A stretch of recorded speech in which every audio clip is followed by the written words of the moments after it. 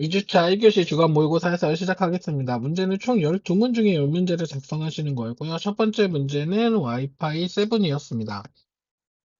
이번에 채점할 때 보니까 좀 개념이나 정의에 대해서 좀 명확하게 작성을 못 해주셨던 부분들이 있던데, 개념과 정의에 대해서 명확하게 기술이면 기술, 아니면 현상이면 현상, 프로토콜이면 프로토콜에서 명확하게 작성을 해주시는 게 좋을 것 같습니다. 와이파이 개념을 보면 최대 30Gbps 전송률과 2.4GHz, 5GHz 무선 주파수에서 초시간 미디어 콘텐츠를 안정적으로 전송하는 차세대 무선 통신 기술입니다. 특징으로 보면 크게 세 가지를 볼 수 있는데, 첫 번째는 3개 주파수대요. 그 중에서 6GHz가 와이파이 7, 6 대비해서 추가된 주파수 대역이고요. 그 기존의 변조 속도도 1024 QEM에서 4096 QEM이 된 거. 다음에 대역폭도 최대 320MHz 대역폭을 사용할 수 있도록 된 것. 그리고 전송 속도도 향상되고 다양한 채널 옵션에 대해서도 정의하고 있습니다. 이 단락에서는 크게 가 부분의 와이파이 7의 성능의 스펙, 나 부분의 기술 요소에 대해서 작성해 주시면 좋은데, 이 부분의 개념도나 구성도로도 작성들을 많이 해주셨는데, 실은 작성해 주신 것 중에 개념도가 조금 개념도처럼 보여지지 않았던 것들, 구성도도 조금 내용들이 충실하지 못했던 것들이 있었는데, 만약 작성을 하게 된다면 해당되는 부분들을 좀 작성을 잘 해주시면 되는데, 기술 같은 경우는 실질적으로 개념도를 작성하기에는 조금 어려움이 있는 토픽들도 있습니다. 그에 따라서 기술적인 문제가 나왔을 때 물론 개념도 구성도로 작성해 주시는 것도 좋긴 한데, 그게 좀 여의치 않다 그러면 스펙에 대해서 얘기하고 다음에 기술 요소를 조금 설명해 주시는 것도 하나의 방법이 될 것 같습니다. 스펙은 최대 속도, 최대 대역폭, 주파수, 호환성, 기술명, 멀티플렉스 이 항목으로 작성해 주시면 좋을 것 같고, 속도는 최대 30Gbps인데 이 내용이 나온 지가 조금 돼서 지금 현재 46Gbps까지 성능이 나오고 있습니다. 그래서 뭐 시간명 콘텐츠에 활용이 된다, 320MHz 최대 대역폭을 통해서 활용을 하고 있다. 다음에 주파수 대역도 6GHz, 비면화 대역인 6GHz가 추가로 운영 주파수에 확대가 되었다. 를 보실 수 있을 것 같아요. 그리고 또 다른 건 기존에 있던 하위 호환은 당연히 하위 호환이 지원이 되겠죠. 호환이 되지 않으면 해당 기술을 사용할 수 없기 때문에 하위 호환이 가능하고, 기술명은 IEEE 802.11.B2다. 그리고 마지막에 멀티플렉스 인밴드 퓨어 듀플렉스 멀티플렉싱을 지원한다. 기술 요소는 크게 미디어적인 측면과 물리적인 레이어 측면을 나눠서 무선 공유 간 다중 협력 통신을 할 수 있다. AP 간의 공유 및 제어 정보 지원이 가능하다. 다음에 채널당 최대 대역폭이 320MHz를 통해서 비연속 스펙트럼 효율적으로 이용이 가능하다. 다음에 16 곱하기 16 미모라고 통상 얘기하고 멀티 인풋, 멀티 아웃풋이라고 얘기합니다. 최대 16개의 공간 스펙트럼 네트워크를 활용해서 용량이 더 늘어났다. 용량을 더 확실하게 용량을 늘려 오버헤드를 개선했다. 그리고 하이브리드 AIQ를 통해서 하이브리드 AIQ, HAIQ라고 얘기하죠. 하이브리드 AIQ 기능을 통해서 재정성 프로토콜을 이용해서 향상된 복화를 수행한다. 그리고 혼합 빈포밍 기능을 지원을 통해서 여러 개의 협대역으로 나누어 프리코딩을 수행할 수 있다. 그리고 4096 컴이라고 얘기하시는 분도 있고 QM이라고 말씀하시는 분도 있는데, 기존 대비 20% 성능이 향상이 됐다. 그래서 와이파이 6보다 3배 빠른 전송 속도 보장을 통해 AR, VR 등 콘텐츠 전송에서 추진 중에 있다. 마지막 한 달랑은 기존의 와이파이 6하고 와이파이 7을 조금 비교해 주시는 게 좋을 것 같아요. 밑에 참고 자료를 보면 와이파이 6E랑도 비교했는데 크게 성능적으로 차이가 많지 않아서 뭔가 좀 두드러지게 보이게 마지막에 3단락을 작성할 거면 와이파이 6와 7을 비교해 주시는 게 좋을 것 같습니다. 두 번째로 이규시형 문제입니다. 이규시형이 아니라 2번 문제입니다. 2번 문제 보면 TCP와 UDP를 비교하라고 얘기를 했습니다. 그러면 서로 TCP와 UDP를 비교할 수 있게 작성을 해주시면 될 것 같아요. 첫 번째로 개념적인 측면에서 보면 가장 중요한 건 TCP는 연결 지향형 프로토콜이다. UDP 같은 경우는 비연결 지향형 프로토콜이다 해서 좀 명시를 명확하게 해주시면 될 것 같아요. 그리고 매즘 때도 프로토콜 정의나 개념을 작성할 때는 명확하게 맺는 말, 맺은 말, 꼭 잘 써주시길 바랍니다. 그리고 그 다음에 밑에 개념도는 이렇게 단순하게 요렇게 방향성만 적어주신 분들이 조금 계셨는데 크게 작성하는데 어려움이 없기 때문에 이 부분은 TCP의 연결이 흐름이 드러나도록 씬, 시네크, 에크 요런 단계의 표현들을 조금 해주셨으면 좋겠어요. UDP도 리퀘스트에 따라서 리스판스가 간다. 이렇게 형태로 개념도를 작성해 주시면 좋을 것 같아요. 그리고 상세 비교에서는 뭐 연결성, 신뢰성, 프로토콜 종류, 흐름 제어, 혼잡 제어, 오버드, 전송 속도 등 이렇게 조금 비교해 주시면 좋을 것 같습니다. 마지막에 활용 사례를 작성해 주셔도 되고 두 개 혼합해서 SCTP 요것도 작성해 주셔도 좋을 것 같습니다. 세 번째 문제입니다. 트래픽 폴리싱과 트래픽 쉐이핑을 비교하는 문제예요. 앞에서 마찬가지로 세 번째 문제도 비교하는 겁니다. 요거를 실제 답안을 쓸 때 혼돈이 있으셔서 요거를 반대로 쓰신 분들이 조금 많으셨어요.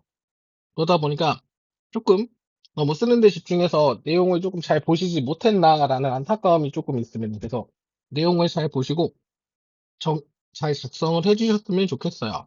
폴리싱 같은 경우는 트래픽 버림을 통해서 트래픽 대역폭을 제어하는 QoS 기술이고요. 다음에 트래픽 쉐이핑은 일정 기준치를 넘어간 트래픽에 대해서 저장했다가 모자른 곳에 채워주는 조절하는 역할을 해주는 QoS 기능입니다. 이 단락의 상세 비교를 보면 동작 비교로 보면 쉐이핑은 버퍼에 저장했다가 다시금 해당 트래픽이 빈 곳을 채워주는 형태가 되고요. 다음에 폴리싱 같은 경우는 일정 기준선이 넘어간 트래픽을 다 드랍시키는 방식입니다. 그래서 동작 메커니즘이나 혹은 개념도로 작성해 주셔도 좋을 것 같고요.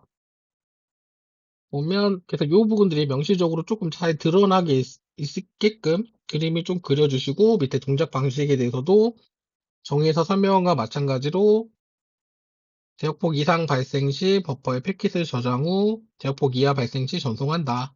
그리고 폴리싱은 대역폭 이상이 발생하면 드랍 처리하여 대역폭을 제어한다. 그리고 뒤에 보면 특징들을 서로 비교해주면 구성 요소에 이런 것들 잘 작성해 주시고요. 다음에 적용은 어떻게 적용하고 장점과 단점 그리고 알고리즘 같은 경우는 반드시 조금 기억하셨다가 잘 적어주셨으면 좋겠어요. 리키 버킷 사용하고 토큰 버킷을 사용하고 하이브리드 버킷을 사용하는 게 쉐이핑의 알고리즘이고요. 폴리싱 같은 경우는 랜덤 드랍, 가중치 드랍, 테일 드랍 통해서 드랍하는 방식 이 세 가지 알고리즘들을 잘 적으셨으면 좋겠습니다. 그리고 혹시나 여기까지 쓰고 시간이 모자랐다면 딱 여기까지 작성하시고 끝내셔도 괜찮았을 것 같아요.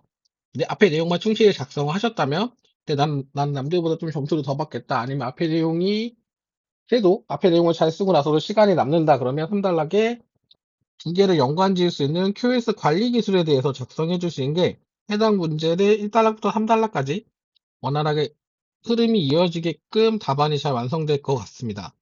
위에 3단락 QoS 기술들도 한 번씩 기존에 공부하셨던 내용들이라 한번 보시면 충분히 이해가 가능하실 것 같아요. 다음에 4번 문제는 HTTP 3.0입니다. TCP의 AOH 헤드 오브 라인 블로킹을 해결하고 멀티프레싱에 빠른 속도를 지원하고 UDP 기반의 구글 QUIC 프로토콜을 적용한 차세대 HTTP 표준 규격입니다. 표준 규격 혹은 뭐 기술로도 개념을 조금 적어 주실 수 있을 것 같아요. 그래서 이 그림을 참고로 보시고요. 다음에 이 단락에는 HTTP 3.0이 나왔으니까 스택 구조 및 동작 방식에 대해서 작성을 했고요. 보시면 기존의 HTTP 1.1이라 2.1에 대비해서 IP 베이스 위에 UDP 기반 QIC를 적용해서 TLS 1.3을 적용한 방식 이런 것들을 필히 작성해 주셔야 되고 그 다음에 로스 로스 리커버리를 위한 1RT, 0RT에 대해서 언급을 해주시고 이 부분들이 조금 허전하게 보일 수 있기 때문에 이런 내용들을 조금 작성을 해주시는 게 조금 더 좋을 것 같아요. 그래서 RTT는 라운드 트립 타임으로 특정 패킷을 전송하고 다시 응답받을 때까지 걸리는 시간을 의미합니다. 동작 방식을 설명하면 1RT, 2RT 정도 설명해 주셔도 되고 이제 어떤 분께서는 작성을 해주신 거에서 0RTT에 대해서 해주시고 0RTT에 대해서 만약에 통신이 안 됐을 때 폐기하는 절차들을 또 설명해 주신 분이 계셨는데 시간이 되면 이렇게까지 작성해 주시면 좋은데 시간이 안 되면 1RTT, 0RTT에 대해서 명확하게 작성해 주시는 게 좋을 것 같아요. 둘이 차이 만약에 작성하시면 6가지 항목, 1RTT 6가지 항목에 대해서 충실히 작성해 주시고 그다음에 0RTT도 작성해 주시면 될 것 같아요. 보면 두 개 차이는 요 두 가지 항목, 요 두 가지 항목의 차이가 있습니다. CH로 클라이언트 헬로를 전송하고 다음에 QLC 버전에 관련된 협상을 진행을 합니다. 그리고 그 다음 패킷을 통해서 서버에 대한 인증, 시그니처 설정 정보들을 교환하고 다음에 비밀키를 생성을 위해서 롱텀 DH 밸류를 전송을 하는 게 1RTT만 갖고 있는 동작 방식이고 그 외에 나머지 동작은 둘 다 똑같습니다. 이 부분만 기억하고 계셨다가 두 개 차이점을 잘 기록을 해주시면 좋을 것 같아요. 그리고 마지막에는 3단락에는 3.0과 2.0을 비교해서 끝내셔도 되고 아니면 뭐 활용 방안이라던가 아니면 왜 이걸 써야 하는지 HTTP 3.0을 왜 써야 하는지 해서 HOL을 해결한 내용을 적으셔도 괜찮을 것 같아요. 이렇게 작성해 주시면 될 것 같습니다. 다음 5번 문제는 저궤도 인공위성 레오라고 얘기하는 저궤도 인공위성입니다. 요거는 조금 핫하기 때문에 좀 잘 알고 계셨으면 좋겠어요. 지구 저궤도에서 수백 개 이상 대량 생산된 통신 위성을 배치하여 초고속 인터넷 서비스를 제공하는 통신입니다. 통신 기술 혹은 통신 기술로 볼 수 있을 것 같아요. 그래서 뭐 등장 배경을 한번 참고로 읽어봐 주시면 좋을 것 같고요. 그래서 만약에 저궤도 위성 통신 구성도와 기술 요소를 설명하면 여기 ISL, 피더 링크 이런 부분들을 좀 그림을 그릴 때 조금 표현들을 해주시고 그 다음에 각각의 세그먼트들을 반영해서 그림들을 조금 잘 그려주셨으면 좋겠어요. 그래서 여기 뭐 이렇게 빔이 이렇게 나간다 이렇게 좀 표현들도 해주시고 이런 그림 표현들도 이 부분은 좀 모르신다면 안테나만 그리고 조금 안테나 그리고 여기 관리센터 있는 정도만 표현해 주셔도 좋을 것 같습니다. 그래서 통신 기술 요소 잘 알고 계시면 좋을 것 같아요. 이 토픽 자체는 조금 요즘 이슈가 되고 계속 말들이 나오는 토픽이다 보니까 이 토픽에 대해서 조금 잘 이해해 주셨으면 좋을 것 같아요. 그래서 가장 중요한 거 위성 간 통신인 인터스테이트 리트 링크와 다음에 피더 링크 이 부분들을 꼭 언급을 해서 작성을 해주시면 좋을 것 같습니다. 크게 구분은 스페이스 세그먼트, 그라운드, 유저 세그먼트로 구분해서 각각의 구성 요소들을 작성해 주시고 내용들을 설명해 주시면 될 것 같습니다. 밑에 3단계 추진 전략은 참고로 읽어봐 주시고 뭐 얘를 활용하는 방안이라던가 활용 방안, 뭐 재해재난에 활용한다던가 뭐 기타 다른 서비스에 활용하는 내용들을 작성해 주셔도 좋을 것 같습니다. 이건 참고자료인데 주요 동향들이 최근에 있어서 뭐 참고자료로 넣어놨습니다. 뭐 스타링크에서 5천 기상 운영 예정이다. 중국에서 홍문 프로젝트로 대규모 군지 위성을 추진 중이다. 위성 자율 항법 충돌 회피 기술들이 발전하고 있다. 애플에서 글로벌스타 위성 SO 서비스를 개시할 예정이다. 뭐 스타링크 다이렉트 콜 서비스를 개시할 예정이다. 글로벌 통신사 간의 뭐 테스트가 활발하다. 뭐 이런 내용들. 동향 같은 문제를 혹여나 물어본다면 크게 미국, 유럽, 대한민국, 다음에 일본, 중국 이렇게 최소 5개 국가의 동향 정도는 작성을 해주시는 게 좋습니다.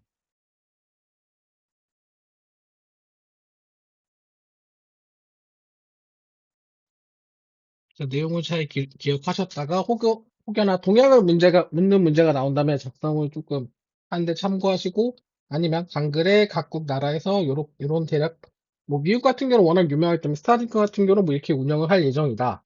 스타링크가 국내 저궤도 위성의 보유가 거의 3분의 2 이상 위성을 쏘아 올린 걸로 알고 있습니다. 스타링크 같은 경우 좀 언급을 해주시는 게 좀 좋을 것 같습니다.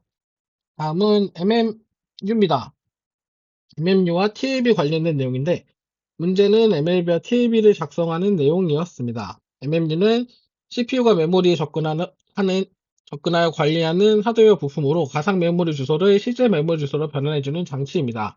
주요 기능은 주소 변환, 특권 통제, 캐시 통제, 읽기 쓰기 보호, 메모리 보호 기능이 있고, 주소 변환 과정을 보면 첫 번째로 가상 주소를 전달하고요. CPU가 가상 주소를 MMU에 전달하고, 주소 변환 요청에 의해서 메모리 내 주소 변환 테이블을 참조하도록 되어 있습니다. 그 다음에 주소 변환 테이블을 조회해서 실제 물리적 주소를 획득하고, 다음에 물리주소에도 메모리가 접근을 하게 됩니다. 그 후에 읽은 데이터를 CPU로 반환하는 다섯 개의 절차를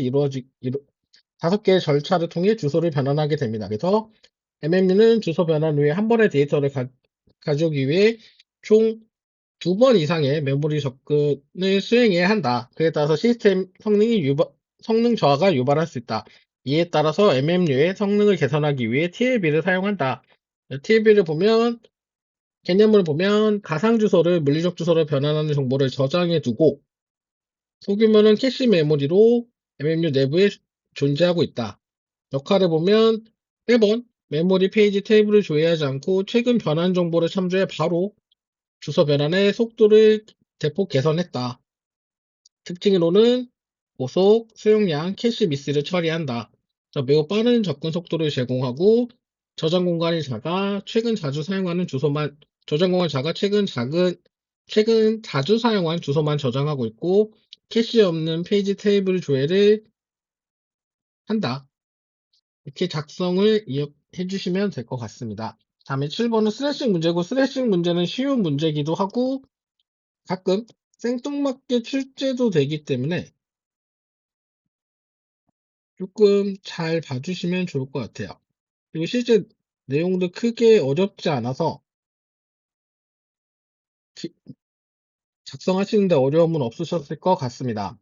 그래서 스레싱의 개요를 보면 페이지 부재가 자주 일어나는 프로세스의 실행 시간이 페이지 교체 보내는 시간보다 더 많게 되는 현상. 그래서 개념을 쓰시면 개념을 작성하실 때 여기 보면 페이지 교체 보내는 시간이 더 많게 되는 현상이 가장 주요 원인이고요. 그림도 보면 이렇게 쭉 CPU 사용률이 올라가다가 급격히 떨어지는 곳. 이게 페이지 교체가 많아져서 CPU 사용률이 떨어지는 곳. 이렇게 그림을 표현해 주시면 될 것 같아요. 그래서 이 발생하는 현상이기 때문에 현상에 대한 원인이 있어야 되고요. 원인으로는 리소스 부족, 부적절한 페이지 교체, 과도한 프로그래밍 등이 원인으로 인해서 스레싱이 발생하게 됩니다. 그래서 그걸 예방하기 위해서 워킹셋, 페이지 부재율을 감소하기 위해 특정 시간에 실행되는 프로그램의 지역성이 포함된 페이지들 집합을 계속 메모리에 상주시켜 스레싱을 해결하는 기법입니다. 여기 보시면 T1의 워킹셋은 5번, 6번으로 선정을 해놨고 T2 같은 경우는 8번, 9번을 선정을 해놨어요. 보면 실제 요 내용을 보면 5번, 6번 같은 경우가 집중적으로 실행이 되게끔 되어 있고 다음에 T1과 T2 사이는 T2는 8, 9, 8, 9, 8, 9가 집중적으로 많이 사용되게 되어 있어서 이렇게 워킹셋을 세팅한 개념도를 작성해 주시면 될 것 같아요. 구성 요소는 레퍼런스 페이지, 워킹셋 사이즈, 워킹셋 윈도우 사이즈가 있습니다. 워킹셋 모델은 프로세스의 워킹셋 전체가 메모리에 올라와 있어야 수행되고 그렇지 않은 경우 모든 프레임을 반납한 후 스왑 아웃 처리가 됩니다. 그 다음으로는 PFF가 있는데 스레싱이 나오면 기본적으로 떠올리셔야 될 게 워킹셋하고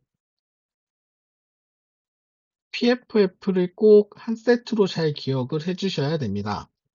PFF는 페이지 부재 발생 시 상한선을 넘으면 프레임을 더 할당하고 하한보다 낮아지면 프레임 일부를 회수해서 최적의 프레임 수를 조정하는 방법입니다. 개념도를 보면 여기 페이지 폴트 레이트가 있고 상한선에 도달하면 유지하기 위해서 프레임을 더 많이 주고 하한선이 오면 프레임 갭수를 감소시켜 프레임 수를 조정하는 기법입니다. 구성 요소는 상한선과 하한선이 당연히 있을 거고요. 페이지 폴트가 상한선보다 크게 하한선은 페이지 폴트가 하한선보다 작게끔 선정하는 게 기법으로 보실 수가 있습니다.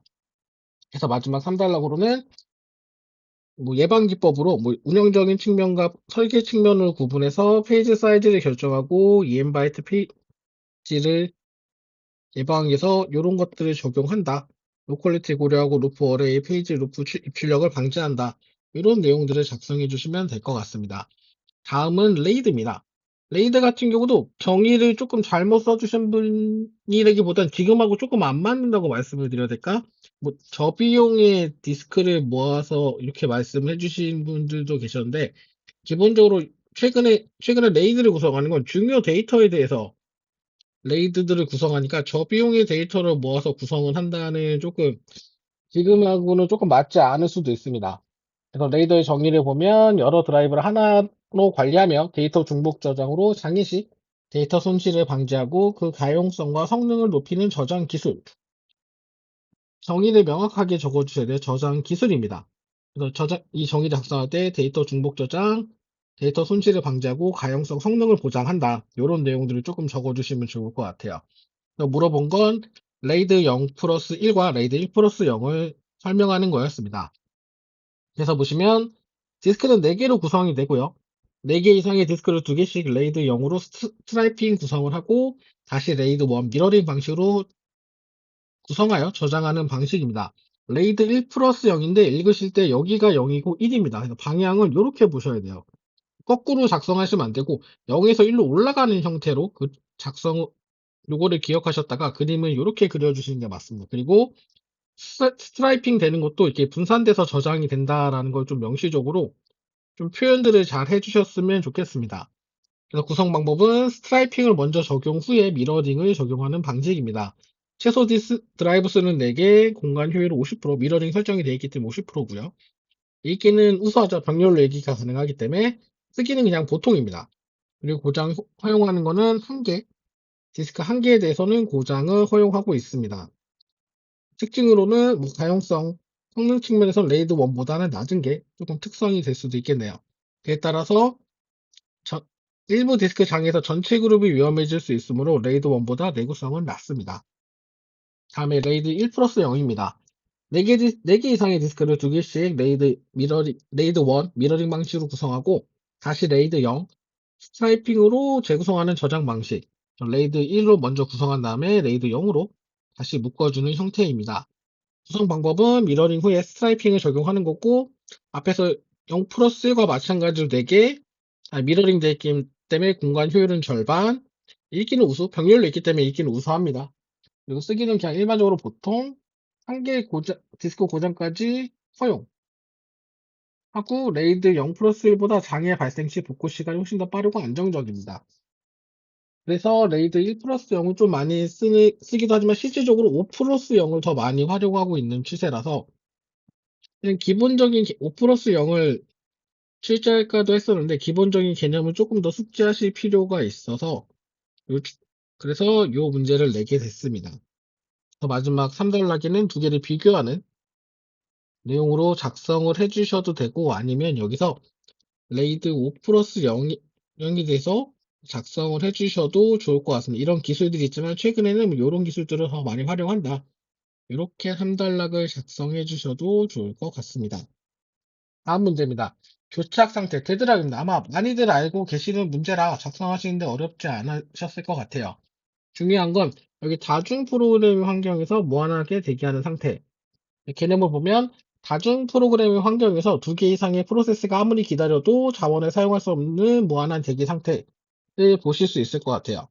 여기 이렇게 보시면 개념도가 이렇게 밑에 이 단락에는 개념도 및 발생 원인을 작성할 수 있는데 밑에까지 내용이 작성이 어렵다면 딱 여기 부분까지만이라도 데드락에 대한 설명이 충분히 가능하기 때문에 이 부분이라도 조금 작성을 해주시는 게 조금 더 여기까지만이라도 작성을 하시는 게 좋을 것 같습니다. 강글로는 발생 원인에는 상점 비환이라고 하는 4가지 형태로 인해 발생을 한다. 저 밑에 개념도 다음에는 발생 원인에 대해서 보면 상점 비환, 상호 배제 점유화되기 비선정, 환영되기 요 4가지에 대해서 작성을 해주시면 좋을 것 같아요.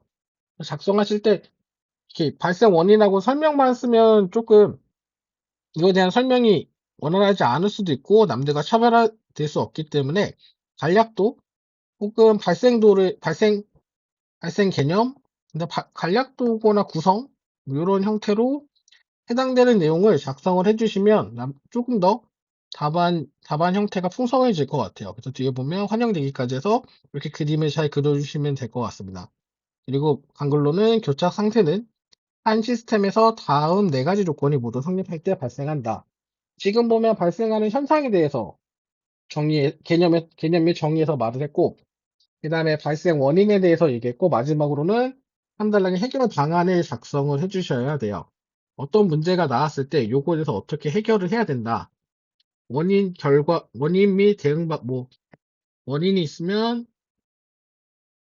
이유가 있을 거고, 그거에 대해서 해결 방안, 요런 형태의 답안이 구성될 수 있게끔 어떤 현상이 있으면 그거에 대한 이유, 이렇게 해결 방안들이 작성이 될 수 있게끔 답안을 작성해 주시는 게 좋습니다. 그래서 교착 상태 해결하기 위한 방안은 예회 발복이라고 얘기하는 예방, 회피, 발견, 회복을 통해서 교착 상태를 해결할 수 있다. 그래서 이렇게 작성해 주시면 좋을 것 같습니다. 다음에 10번 문제는 세마포와 모니터 문제인데 이 문제가 관리에도 나온 적이 한 번 있어서 얘는 짝꿍이기 때문에 조금 내용을 잘 알고 계셨으면 좋겠습니다. 그래서 개념에 보면 세마포는 공유 자원 사용을 위한 경쟁 시 정적 변수 사용하여 공유 자원에 대한 접근을 제한하는 기법입니다. 모니터는 세마포의 단점인 타이밍 문제를 해결하기 위해 프로그램 언어 수준의 상호 배제를 구현하는 동기화 기법입니다. 보면 이달락 항목에는 세마포에 대한 동작 원리에 대해서 작성을 했는데 동작 원리를 보면 이 그림 여기까지만 그려주고 설명을 조금 해주셔도 좋지 않을까 싶긴 합니다. 코드까지는 암기가 어렵다면 요 간단한 것들은 조금 작성이 가능하지 않을까 싶습니다. 동작 원리를 보면 초기에 정적 변수 S를 초기화시키고요. P 연산이 수행되는 경우 S가 0보다 크면 이만큼 감소시키고 임계 영역에 진입하도록 합니다. S가 0보다 작으면 0보다 커질 때까지 대기하고요. 그 다음에 V 연산을 수행하게 되는데 잠금 해제와 동기화를 같이 수행하는 코드로 S 값을 1씩 증가시킵니다. 세마포의 대기 중인 프로세스가 임기의 영역을 진입하도록 신호를 전달하는 역할을 수행합니다. 세마포는 타이밍 문제가 발생이 가능하며 이를 활용하기 모니터링 기법을 사용한다. 이렇게 간글에 이렇게 작성해 주시면 좋을 것 같아요. 다음에 그 다음은 모니터 동작 원리를 작성했는데 보면 처음에는 베타 Q에 대기를 하고 있고요. 그 다음에 여기 베타 Q, 여기 대기 Q에 대기를 하고, 그 다음에 임계 영역을 진입하게 되고요. 그 다음에 임계 구역에서 실행이 되게 되고, 그 다음에 웨이트에 따라서 조건 대기 호출에 따라서 조건 동기 큐에 들어가게 되고요. 그 다음에 조건 동기 큐에서 대기하고 있다가 노티파이나 얼럿을 통해서 노티파이 5를 통해서 다시 임계 구역에 진입을 하게 되고, 그에 따라서 실행이 완료되면 빠져나가는 이런 프로세스 절차를 거치게 됩니다. 밑에 순서 있으니까 한번 참고해서 읽어봐 주시면 좋을 것 같아요. 그래서 모니터는 임계구역 보호와 동기화를 위해 내부적으로 상태 변수를 사용하고 세마포와 상관관계를 가지고 있다. 마지막 3단락은 둘의 상호관계에 대해서 작성을 했어요. 보시면 세마포는 로우 레벨 기법을 제공하고 모니터는 하이 레벨 기법을 제공하고 OS 수준의 개발을 제공하고 프로그램 언어 수준의 기능을 제공한다. 이렇게 그림으로 그려주셔도 되고 그림 그려주시고 내용을 정리해 주셔도 되고 아니면 요 표 형태로 해서 둘과의 연관관계에 대해서 정리를 해주시면 좋을 것 같습니다. 아니면 한 단락에 뮤텍스나 스핀락 기법에 대해서도 요거에 대해서 동기화에 대해서 물어보고 있기 때문에 동기화 기법으로 뮤텍스나 스핀락이 있다. 요거를 내용을 적어주셔도 좋을 것 같습니다. 다음은 오픈랜입니다. 오픈랜 같은 경우는 이제 이 토픽 관련해서도 오픈랜 같은 경우도 현재 많이 지금도 활용을 하고 있는 단계다 보니까 다들 들어보셨거나 한 번쯤 들어보셨거나 아니면 잘 알고 계실 것 같습니다.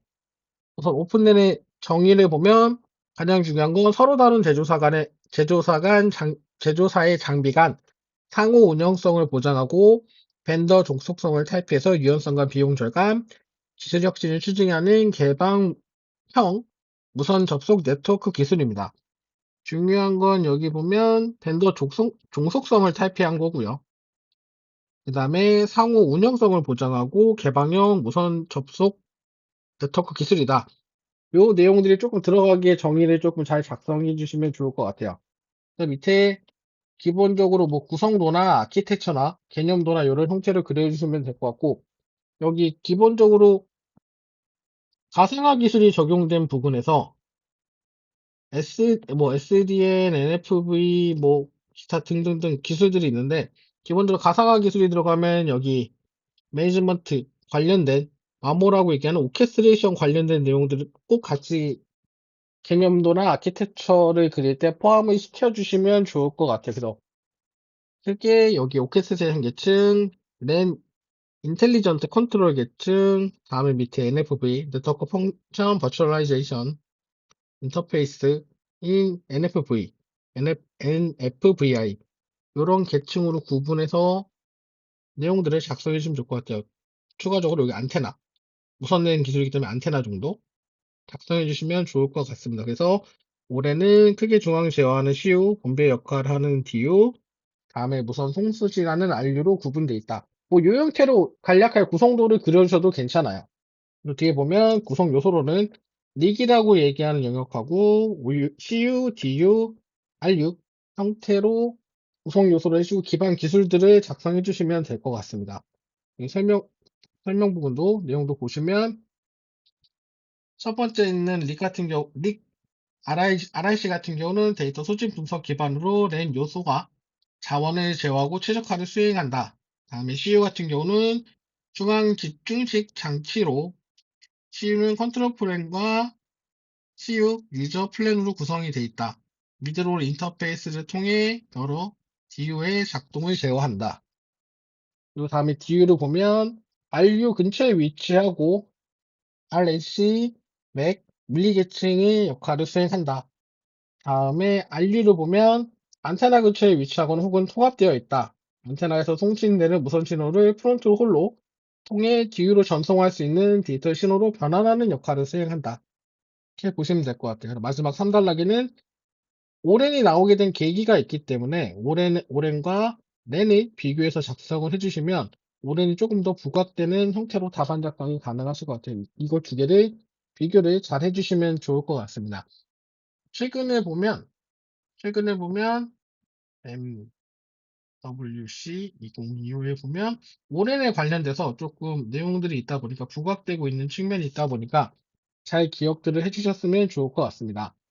다음은 쓰기 정책입니다. 쓰기 정책도 어떻게 보면 되게 쉬운 문제이기도 한데 이게 출제가 관리 쪽에 126회인가 7회인가에 출제된 적이 있어서 기본적으로 컴신과 교차 출제되는 부분이 있다 보니까 이 문제도 쉬운데 출제되는 내용을 막상 모르면 못 쓸 수도 있고 이런 것들이 있어서 한번 이번 기회에 한번 써보시고 익숙해지길 바라는 마음에서 출제하게 됐습니다. 보면 캐시 메모리의 라이트 스로우 방식과 라이트 백에 대해서 설명하시라고 얘기했고, 우선 개념을 비교하면 라이트 스로우는 쓰기 동작 시 캐시 메모리와 주기억 장치의 데이터를 동시에 쓰는 방식.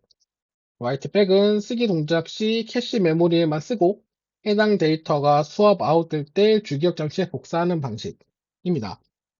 여기 보면 동시에 쓸 거냐 아니면 나중에 쓸 거냐가 두 개 동작의 큰 차이라고 볼 수 있습니다. 그래서 동작을 비교보면 라이트 스로우 같은 경우는 바로 CPU가 쓸 때 캐시 메모리와 주기억 장치에 바로 쓰는 형태로 그림을 그려주시고 설명을 해주시면 될 것 같아요. 뭐 동시 쓰기 한다. 여기 보면 동시 쓰기 한다. 그리고 여기는 뭐 수업 아웃 될 때 쓴다. CPU의 주기억 장치에 쓴다. 이렇게 표현해 주시면 구성도는 충분히 가능할 것 같습니다. 다음에 동작 원리로는 캐시와 주기억 장치 간의 동시 쓰기를 수행하고 Y백은 캐시에만 쓰기 수행 후 추후에 주기억 장치에 복사를 한다. 이렇게 구성도에 관련된 설명을 해주시면 될 것 같아요. 상세히 비교하면 라이트 스로우는 캐시 코이런스를 보장하기 위해 VI 프로토콜을 사용하고 라이트백은 MESI 프로토콜을 사용한다. 장점으로는 구조가 단순하고 일관성 유지가 쉽다. 라이트백은 기억장치 쓰는 횟수를 최소화하고 쓰기 시간을 단축한다. 단점으로는 버스 트래픽이 증가하고 쓰기 시간이 증가한다. 라이트백은 캐시 일관성 문제가 발생할 가능성이 있다. 일관성을 위해 별도 절차 구현이 필요하다. 그에 따라 성능과 일관성 모두 보장할 수 있는 최적의 방안이 필요하다. 라고 맺음맺고 3단락에 캐시 일관성을 유지하기 위한 정책을 적어주셔도 되고, 각 라이스로와 라이백에 관련된 캐시 일관성 정책을 적으셔도 되고, 아니면 캐시 일관성 문제들이 있기 때문에 이거를 관리하기 위한 다른 기법들, 뭐 여기다가 MESI로 적어도 나쁘지는 않을 것 같아요. 아니면은 둘 중에 하나를 풀어 작성해 주셔도 되고, 이런 표 형태로도 작성해 주셔도 나쁘지 않을 것 같습니다.